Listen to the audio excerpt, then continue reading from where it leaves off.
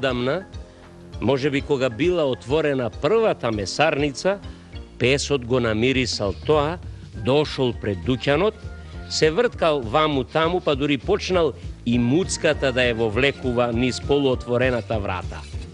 Така денеска, така утре, така цела недела. Го гледа месарот како шмрка и се оближува, му здодеало тоа, па му рекол: Слушај ти, освен што ден губиш пред мојата врата, немаш друга работа?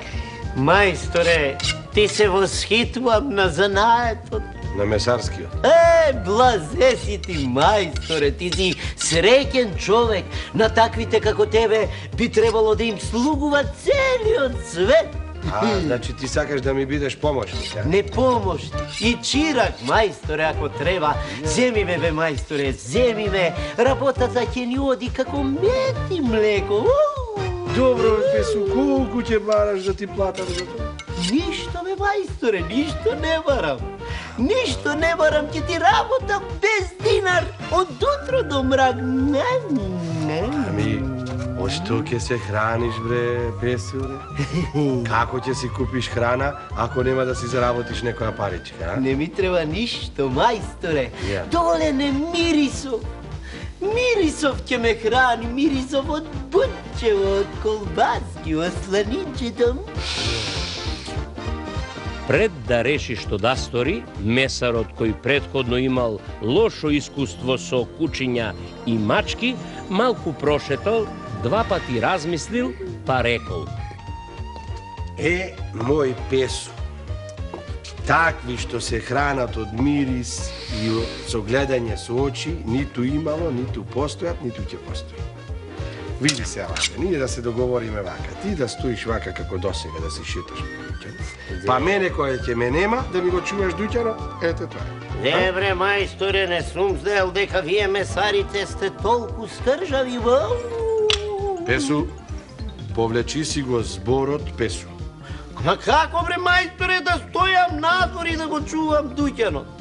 Така, бре, Песу, како што досега ти стоеше, нели? Види сега, мирисот, нели ти доаѓа до твојот нос и така ти си готаш и си се храниш, ете така. Така, не се согласувам. Ако не се согласуваш, јас ти предложив, па ти ако сакаш прифати, ако не, здраво. Мајсторе, мајсторе, ама слушај, мајсторе, да знаеш, ако некој ти влезе во дуќанов и ако ти украде нешто, ти ќе одговараш, јас не сум крив. Песу, тогаш или ќе ми платиш за досега што те хранам, или фаќај маглото. Ајде, веднаш бега од овде. Кога? Кога си ме хранел? И зошто си ме хранел? Слушај, Песу, не туку ми со мирисот, нели ти самиот призна. Песот си ја подвио пашката и еве уште лежи под сенката на дрвово близу месарницава. Кој знае какви мисли крие, тоа не можеме да го видиме, но се гледа дека се уште се оближува. Се токмев да му го изедам месото на мајсторот, а го изгубив мирисот. Умри, Песу, кога имаш толк јас. А да побарам малку мевце или некоја коскичка, како што ме учеше вујко ми од Кучково.